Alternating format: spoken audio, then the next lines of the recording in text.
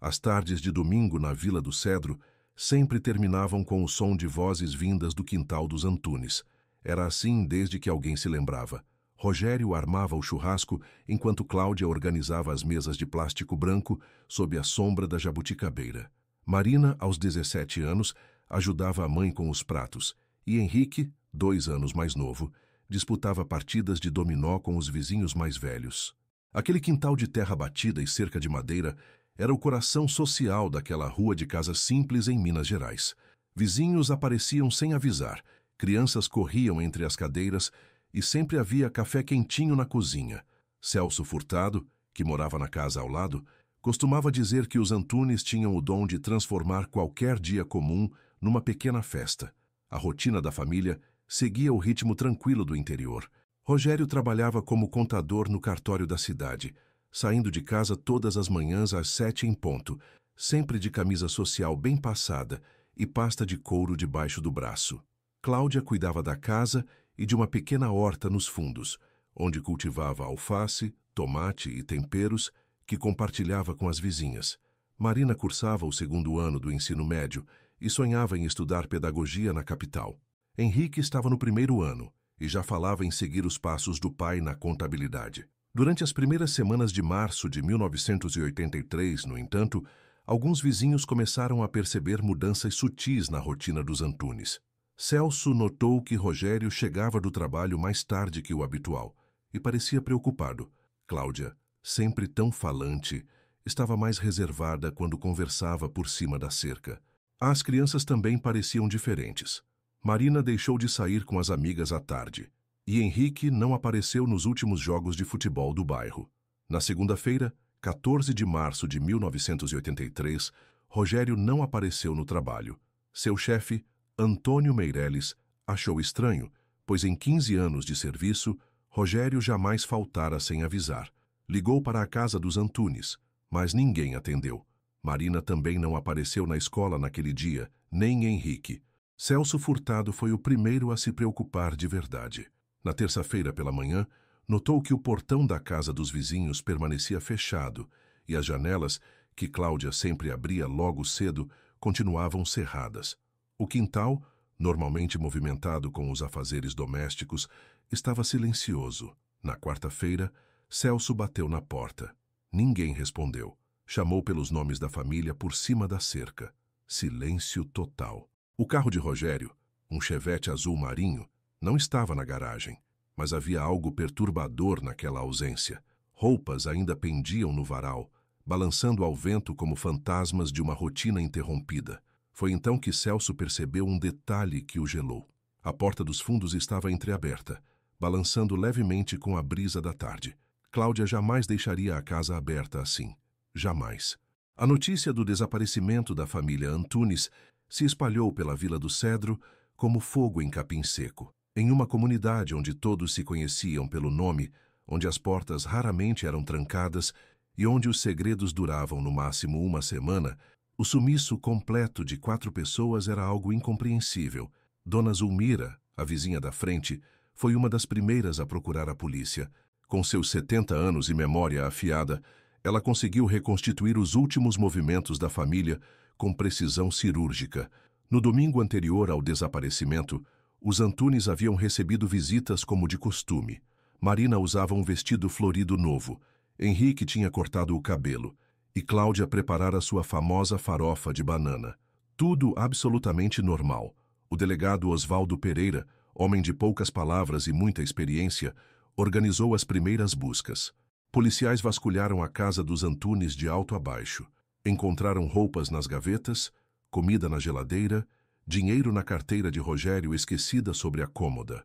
O mais estranho, não havia sinais de luta, arrombamento ou pressa na saída. Era como se a família tivesse simplesmente se evaporado.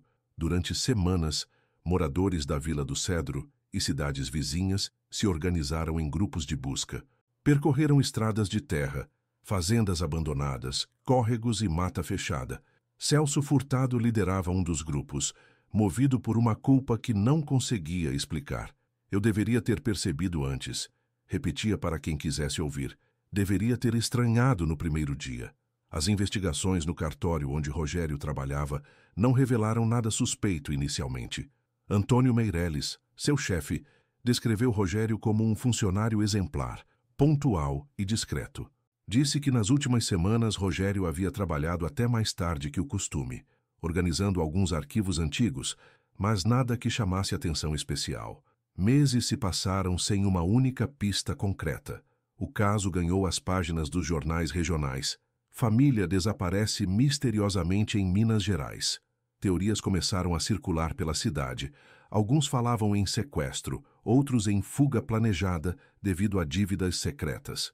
Havia quem sussurrasse sobre vinganças relacionadas ao trabalho de Rogério no cartório, onde ele tinha acesso a documentos de propriedades rurais valiosas. A casa dos Antunes se transformou em um monumento ao mistério, lacrada pela polícia, depois abandonada pelos parentes distantes que não sabiam o que fazer com ela, virou refúgio de morcegos e curiosos.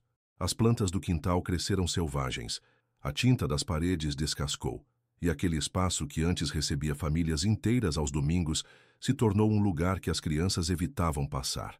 Conforme os meses se transformaram em anos, a ausência da família Antunes deixou uma marca indelével na Vila do Cedro. O caso, que inicialmente mobilizara toda a comunidade, começou a se fragmentar em teorias conflitantes e rumores cada vez mais elaborados. Dona Zulmira envelhecia visivelmente a cada mês que passava sem notícias, mas sua mente permanecia afiada para os detalhes. Foi ela quem primeiro notou algo estranho. Nos últimos dias, antes do desaparecimento, carros desconhecidos haviam sido vistos circulando pela rua. Um Opala marrom e um Fusca branco, ambos com placas de outras cidades. Os motoristas, segundo ela, pareciam observar a casa dos Antunes com particular interesse. Celso Furtado, cada vez mais obcecado pela busca de respostas, começou a fazer suas próprias investigações. Conversou com antigos colegas de trabalho de Rogério, visitou parentes distantes da família e até mesmo procurou cartomantes e videntes nas cidades vizinhas. Nada. Era como se os Antunes tivessem sido apagados da face da terra. No terceiro ano, após o desaparecimento, chegou à Vila do Cedro um novo pároco, Padre Marcelo, jovem e cheio de energia. Ele se interessou pela história da família desaparecida e começou a fazer perguntas que ninguém havia feito antes. Por que Rogério, um homem metódico e responsável, não havia deixado nenhuma providência tomada em caso de viagem? Por que Marina, que era muito apegada às amigas, mas não havia mencionado planos de mudança para nenhuma delas? Foi Padre Marcelo quem descobriu um detalhe crucial. Na semana anterior ao desaparecimento, Cláudia havia procurado o antigo pároco para uma conversa reservada. O padre anterior, já aposentado e vivendo em um asilo em cidade vizinha, recordou-se do encontro quando questionado. Cláudia parecia extremamente nervosa e havia perguntado sobre a possibilidade de recomeçar a vida em outro lugar, com outro nome, se Deus perdoaria essa mentira necessária. O velho pároco disse que ficou intrigado na época, mas Cláudia não quis dar mais detalhes. Apenas pediu orações pela proteção da família. Esse relato reacendeu as investigações. O delegado Osvaldo Pereira, já próximo da aposentadoria, decidiu revisar todo o caso. Foi então que descobriram algo que havia passado despercebido. Na véspera do desaparecimento, Rogério havia sacado uma quantia considerável de dinheiro no banco, quase todas as economias da família. Paralelamente, surgiram relatos de pessoas que juravam ter visto membros da família Antunes em cidades distantes. Um comerciante de Uberlândia dizia ter certeza de que Rogério havia comprado roupas em sua loja meses depois do desaparecimento. Uma professora de Montes Claros afirmava ter reconhecido Marina numa escola onde lecionava. Todos esses relatos foram investigados, mas nenhum se confirmou. A pressão psicológica sobre os vizinhos mais próximos era intensa. Celso Furtado desenvolveu insônia crônica e começou a ouvir ruídos vindos da casa abandonada durante as madrugadas. Dona Zulmira passou a trancar todas as portas e janelas, mesmo durante o dia, atormentada pela sensação de que eles poderiam voltar para levá-la também. No quinto ano após o desaparecimento, Celso Furtado tomou uma decisão que chocou a vizinhança. Vendeu sua casa e se mudou para outro bairro, Não consigo mais viver ao lado daquele silêncio, explicou aos poucos amigos que restavam na rua. É como se as paredes guardassem segredos que eu nunca vou conseguir decifrar. A casa dos Antunes, cada vez mais deteriorada, tornou-se símbolo de um mistério que a pequena comunidade carregaria como uma cicatriz permanente. Em abril de 2005, 22 anos depois do desaparecimento, a velha casa dos Antunes finalmente encontrou um novo dono. Joaquim Pereira, empresário aposentado de Belo Horizonte, comprou o imóvel por um preço bem abaixo do mercado, planejando reformá-lo para alugar. A maioria dos vizinhos antigos já tinha se mudado ou falecido, e poucos se lembravam da história que havia marcado aquele endereço. Joaquim contratou Adalberto Nogueira, um pedreiro experiente de 52 anos, para supervisionar a reforma. Adalberto era conhecido na região por seu trabalho cuidadoso e por conseguir recuperar casas em estado lamentável. Quando viu o imóvel dos Antunes pela primeira vez, balançou a cabeça, impressionado com o nível de deterioração. A casa estava irreconhecível. O telhado tinha goteiras enormes, o piso estava rachado em vários pontos e a umidade havia criado manchas escuras nas paredes. Mas foi o quintal que mais chamou sua atenção. A jabuticabeira, antes frondosa e generosa, havia morrido e sua estrutura seca permanecia de pé como um esqueleto vegetal. O resto era um matagal de ervas daninhas e arbustos que cresceram sem controle. Adalberto começou a limpeza pelo quintal, arrancando o mato e preparando o terreno para um novo paisagismo. Era um trabalho árduo sob o sol de outono, mas ele gostava da solidão e do ritmo próprio daquele tipo de serviço. Durante os primeiros dias, encontrou objetos típicos de uma casa abandonada: pedaços de telha, ferros velhos, restos de móveis que haviam apodrecido ao tempo. Foi durante a terceira semana de trabalho, enquanto removia as raízes da jabuticabeira morta, que sua enxada encontrou resistência inesperada. Inicialmente, pensou ter atingido uma pedra grande. Cavou ao redor, tentando contorná-la, mas percebeu que se tratava de algo diferente. Com uma pá menor, foi removendo a terra com cuidado até expor o que parecia ser uma superfície lisa e artificial. Era concreto. Intrigado, Adalberto continuou cavando. Descobriu que havia uma estrutura retangular enterrada, como uma pequena caixa de concreto de aproximadamente 1 metro por 60 centímetros. A estrutura parecia ter sido construída com cuidado. Não era um simples buraco no chão. Alguém havia planejado aquilo. Levou quase 2 horas para desenterrar a estrutura completamente. A caixa tinha uma tampa pesada, que mesmo com muito esforço e uma barra de ferro como alavanca, custou para sair. Quando finalmente conseguiu removê-la, uma corrente de ar fresco saiu de dentro, carregando um cheiro seco de papel e plástico guardados há muito tempo. O que encontrou lá dentro o deixou sem palavras. Dentro da caixa de concreto, cuidadosamente protegidos por plásticos grossos e sacos lacrados, havia objetos pessoais que pareciam ter sido guardados com extremo cuidado. Uma boneca de pano com vestido azul, ainda em perfeito estado de conservação. Cadernos escolares com capas coloridas, contendo exercícios de matemática e redações escritas com letra caprichada. Fotografias da família em momentos felizes. Aniversários, churrascos, viagens para cidades próximas. Havia também documentos pessoais em sacos plásticos hermeticamente lacrados. Certidões de nascimento, carteira de trabalho de Rogério, caderneta de vacinação das crianças e até mesmo algumas cartas de amor que Rogério havia escrito para Cláudia durante o namoro. Mas o que mais impressionou Adalberto foi um envelope craft amarelado, lacrado com fita adesiva e lacre de cera, no qual estava escrito com letra cuidadosa e tinta azul: para quem encontrar, a verdade sobre nossa partida, família Antunes, março de 1983. As mãos de Adalberto tremiam quando ele segurou aquele envelope. Ali estava uma cápsula do tempo, um testamento deixado por pessoas que haviam desaparecido sem deixar rastros. 22 anos depois do desaparecimento, que intrigara toda a região, a resposta estava enterrada no quintal, onde a família costumava receber amigos aos domingos.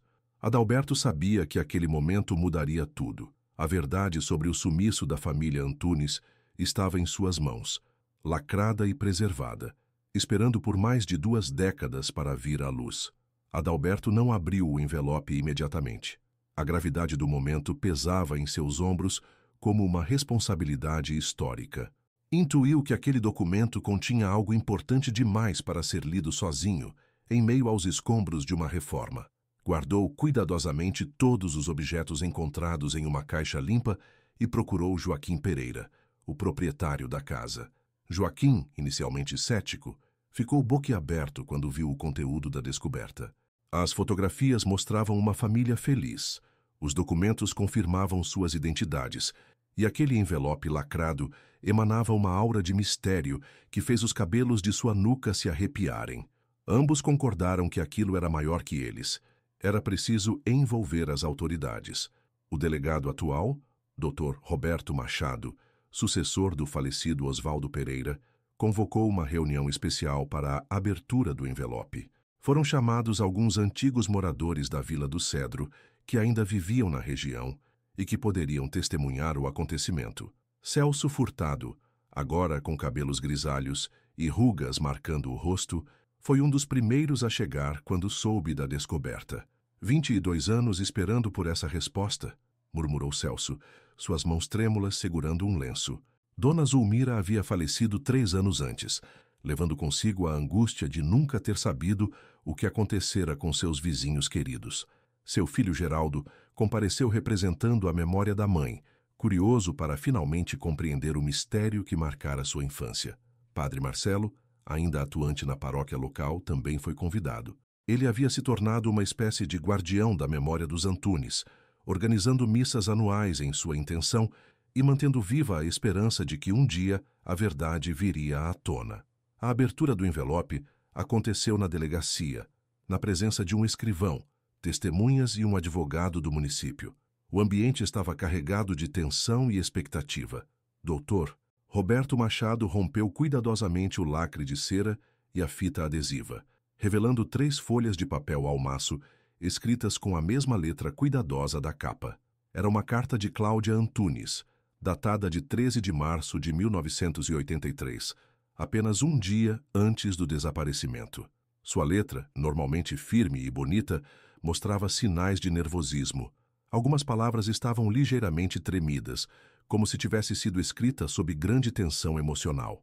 O texto começava assim: se alguém está lendo isto, significa que nossa família não conseguiu retornar para buscar estes objetos queridos. Peço que compreendam nossas razões e não nos julguem pela escolha que fomos forçados a fazer. A carta revelava que Rogério havia descoberto irregularidades graves nos registros de propriedades rurais do cartório onde trabalhava. Durante meses, ele vinha notando discrepâncias em documentos de terras, assinaturas falsificadas em escrituras e movimentações suspeitas envolvendo fazendas de grande valor na região. Um grupo de pessoas influentes, incluindo políticos locais, grandes fazendeiros e até mesmo um juiz aposentado, estava usando um esquema sofisticado para se apropriar ilegalmente de propriedades de pequenos produtores rurais.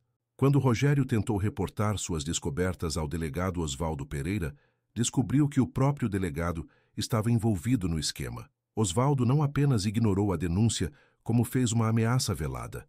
Homem de família precisa pensar muito bem antes de meter o nariz onde não deve. A situação se deteriorou rapidamente. Cláudia escreveu que, na semana anterior ao desaparecimento, homens desconhecidos haviam sido vistos rondando a escola das crianças, fazendo perguntas sobre horários e rotinas. O vizinho Celso havia mencionado carros estranhos na rua, mas não fazia ideia da gravidade da situação. Na noite de domingo, véspera do desaparecimento, um bilhete anônimo foi deixado debaixo da porta dos Antunes. Sua família é linda. Seria uma pena se algo acontecesse com elas. Esqueça o que viu nos papéis do cartório. Não tínhamos escolha. Continuava a carta de Cláudia. Rogério tentou fazer a coisa certa, mas percebemos que estávamos lutando contra forças muito maiores que nós. A vida de Marina e Henrique vale mais que qualquer princípio moral. A decisão de partir foi tomada naquela mesma noite, numa conversa desesperada no quintal, sob as estrelas. Eles tinham algumas economias guardadas. O dinheiro que Rogério havia sacado serviu para financiar a fuga. Tinham também contatos em Goiás, onde um primo distante de Cláudia poderia ajudá-los a recomeçar. O plano era sair de madrugada, deixando a casa como se tivessem saído para uma viagem de fim de semana. Levariam apenas o essencial e documentos básicos. Os objetos mais preciosos, fotografias, lembranças da infância das crianças, cartas de amor, seriam enterrados no quintal, no local exato onde a jabuticabeira fazia sombra durante suas reuniões familiares.